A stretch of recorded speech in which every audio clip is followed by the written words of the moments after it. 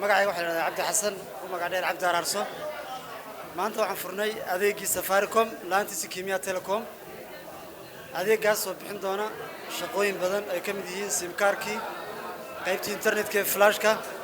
iyo taleefano badan oo noocyo badan oo kala duwan leh taleefanadaas oo qiimo jaban ah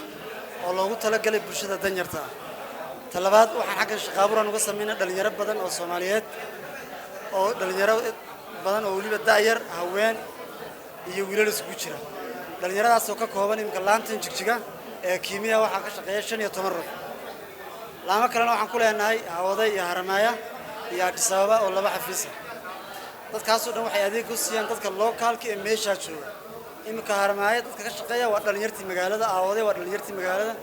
jigjigana waa dadkii jigjiga weeyaan markaan jigjiga la dhalinyarta Soomaaliyeed imtixaan soo dhajinay ayaa laga qaaday interviewga markaan qaadnay ayaa dadka la shaqaaleysiiyay iyadoo la balance gareeyo genderka rag iyo haweenkaba inta ugu badan imka adeeg waxa bixinaya waa haween gudaha toban baa ka shaqeeya banaankana 5 xaqi kala haweenkii oo iyaguna jooga meesha shaqo abuurka kala sameeyna wixii dad waxa jira laantan ka hoos shaqeynaya oo ilaa 30 ruux oo mishiin la siiyay mishiinada waana tusi doonaa dadku adeegu xaqana oo soo doonan karaan meelaha calaamada Safaricom ay ku qoran tahay sim cardku ka iibsan karaan marka Safaricom adeegyada badan ay ku soo kordhinayso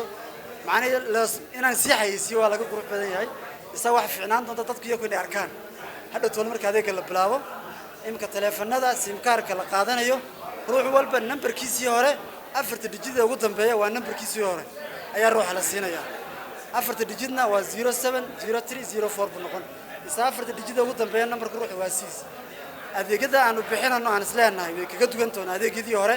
waxa kamid ah dadku adeega waxay ka helayaan meel walba ugu dhow imka qaybtan waxa la yiraahdaa Kenya la yiraahdaa waxay ku taalaa bartamaha magaalada cidii garanaysa Rugsan ama Puntland Pharmacy agteeda ama Taiwan-kii hore ayay ka helayaan dadka xaafadaha joogana xaafadaha waa lagu geyn karaa ay xanuunsanaya in soo kici karayn bishiinka la qaadi xagaas loogu furay haweenka kale ee carruurta aan soo bixi karin xagaas la geyn loogu furay ruuxu waa inuu soo qaato aqoonsigiisa qabaleega aqoonsigaas lagu siinaya ruuxu halkii aqoonsi ku qaadan karaa 5 sim card talabaatan waxay kaga duwan tahay waxa la qayb enterprise leedahay enterprise waxay u fiican tahay qaybta ganacsatada ninka ganacsatada iyo shaqaalaha u shaqeeya isaga liisankiisa ay soo qaadan liisankiisa markuu soo qaato isaga iyo shaqaalihiisa liisankaas ugu qaad marka waxay faa'iido u leedahay ruuxaas liisanka ma ku qaatay kaar walka markuu gashado mar walba receipt uu jaran receipt-ka marka la isku ururiyo expenditure waxa la jira waxay galaysaa kharashaadkii ku baxay shirkadda adeegyadaas kaga dugan yihiin dadkuna waa inay ku baraarugaan kaarka ay isticmaalayaan waliba shirkaduhu inay aqoonsi ku qaataan ma liisanadooda inay ku qaataan ayaa qurux badan liisanada inay ku qaataan adeegyadaan isleena way kaga dugan yihiin waxa kamid ah internetkiisa waa fast dadkuna way la arki doonaan imika magaalada qaar waxa jira cirfiyadeeda meen waxa xafidan degan Ethiopia Telecom si fiican uga shaqeeyo isa maanta Safaricom si fiican uga shaqeeyo talabaad ardayda oo kale qiimo jaban oo internet helayaan program waxa la dhaabaa jiray imka ruuxu sim cardka markuu iibsado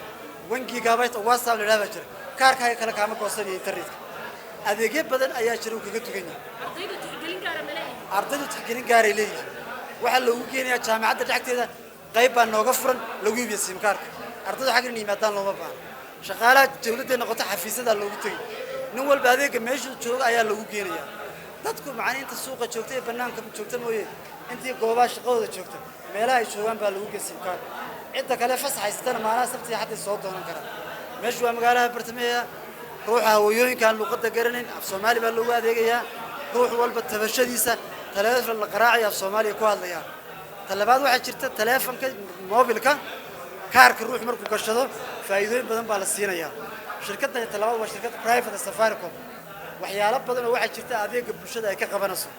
imka waxay wadaa dhakhtarka inay caawiso qorsheega ugu jirto waxay bulshada ka soo qaado bulshadu may ku celinaysaa anagu waxaan nahay wakiilada kamida Safaricom oo Kenya Telecom taakuleeyo dadka danyarta matalan agoomo oo kale la taakuleeyo ayaa shirkadda weyn aan wakiil ka nahay Safaricom u qorsheysan imka dhakhtarka way soo mareen kidney dialysis ko in laga caawiyo anaga lafteedu noo qorsheysan tahay waxaan bulshada ka qaadno inaan jeebada ku shubano ma waxaan noo qorsheysan dadka agoomo oo kale inaan wax ka caawino ee ma lacagta qaadi jeebada ku shubo marka adeegyada aan bixinana waxa kamid ah simkaarka ruuxu markuu qaato simkaarku waa laba mid waa ruuxu shakhsiyan mid uu qaadanayo iyo mid enterprise oo wakaaladu waa ganacsatada dadka ganacsatadu waxay ku iibsanayaan liisankooda markay ku iibsadaan bishii hadduu ku riyaal ku shubta rasiid buu jaran over the year markuu ururiyo tax cashuurta markuu bixinayo waa expenditure-kii ku biiraysa dadkeenu taa ku baraarugsanaadaan ku xidhnow lana wadaaga asxaabtaada faalladaadu waa muhiim Dagaaran Media waa saaxiibka dadweynaha